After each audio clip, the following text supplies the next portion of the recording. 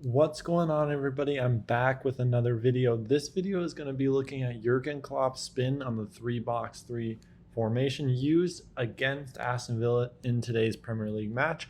Again, I'm using a new app that will be out probably next month, so subscribe to the channel to keep updates with this affordable tool. I'll be releasing more content using it and show you the different features as they come along. Also, be sure to check out both my books. There's links in the description below, and my new tactics course, which is in the description as well. And as always, if you have any questions, let me know in the comments below or DM me on Instagram. Now let's get right into the Jürgen Klopp tactics. So they started in a 4-3-3, but in possession it looked very different. We have Trent Alexander-Arnold.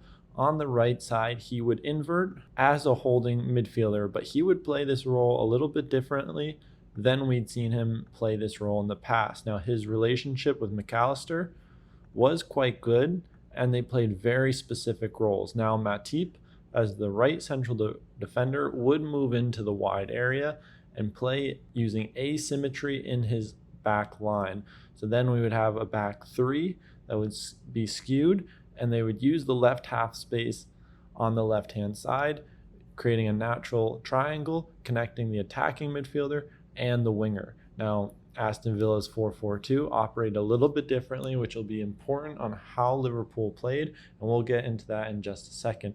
But with Matip going in the wide area, often coming deeper in the wide area as well, this would create good space for Trent Alexander-Arnold to drop deeper and collect the ball in possession, while McAllister would stay higher in the cover shadow of one of the two central strikers, who would play very narrow. When the ball would be shifted, they would look for Trent Alexander-Arnold's feet, and what would happen is either both central strikers would shift very narrow with the three midfielders behind them, also shifting across with the back four, staying very tight together, and playing quite a high line for a more passive or reserved mid-block.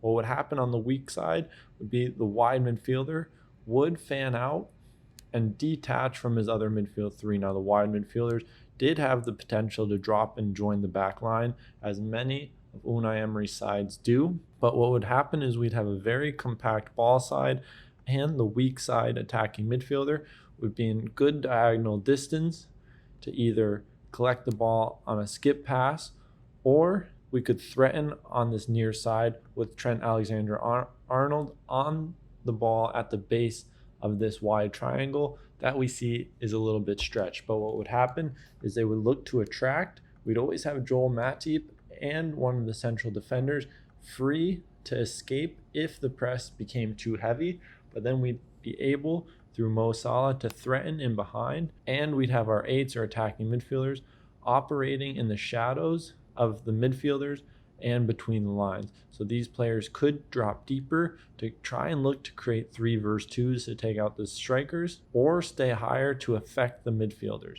Now, this was often followed by runs in behind, and if players were to come wide, it would often draw out midfielders, creating space between the lines, which could have been exploited either by passes into the 9 showing between the lines, or on a few occasions could have been followed by Trent Alexander-Arnold playing after attracting one of the strikers and then creating a 2 versus 1 against the midfielder in the half space, the left side central midfielder, creating a 2 versus 1, picking which shoulder they operate on, and we could play around to create superiority through this right hand half space and go forward. Trent Alexander-Arnold was quite good at playing and then jumping between the lines, exploiting the two central strikers who would pass Trent Alexander-Arnold on, with the midfielders jumping and the narrow back four. We could also see this movement work with players playing,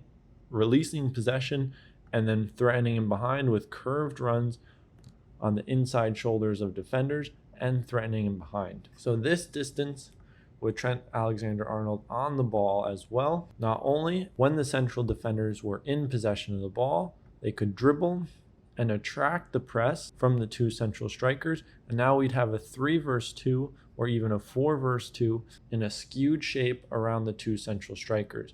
So from here, with Trent Alexander-Arnold on the ball, his hips could turn in the half space. He could get on the ball and he'd be in range to the opposite half space, and he'd even have it in his ability to find the weak side, to exploit an overshifted defense with the passivity to give him the time on the ball in the half space to find these long range passes. Now, it wasn't just the staggering from these two holding midfielders, with one player being Trent Alexander-Arnold dropping in the half space to attract, and then McAllister staying between the lines of the midfielders and strikers in the striker's cover shadow to exploit and be the free player and connect the players in the half space. This wasn't the only relation that we could take out the two strikers, but also when they would visit the width via Joel Matip and both midfielders were higher, we could even operate both players on the ball side. Matip would be in the wide area. The middle center back would be underneath for a switch, not allowing him to be cut off by one of the two strikers, because if this were to happen, they could stagger again, break the press, and then access the weak side. So they really countered the defensive system from Unai Emery's side quite well. And when they would go with their two midfielders on the ball side, it would create a problem for the Aston Villa midfielders, because the wide midfielders were very oriented towards the wide areas and tracking wingers or midfielders who would fan out wide. But what would happen is these players, the two midfielders from Liverpool, could operate in front of these central midfielders, and this would leave space on the weak side for the player to either make runs through the half space and give the defenders a problem, or he could show in the half space between the lines off the shoulders of the midfielders and on a fast switch, either through the central defender or the midfielder.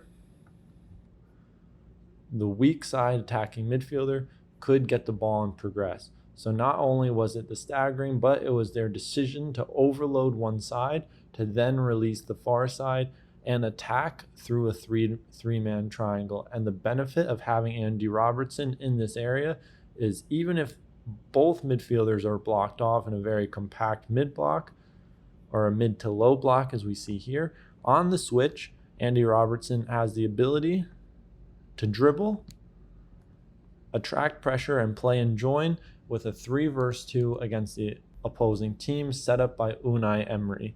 So this is just a small detail in how Jürgen Klopp trains his 3-2 base to operate, which is a little bit different from other managers, especially with the staggering, with one player looking to attract and play the initial pass in the half space, and then the other player playing closer to the 10s, looking to exploit the space and the disconnection between the first and second line of pressure. And that's where we're going to wrap up the video. I'll see you in the next one.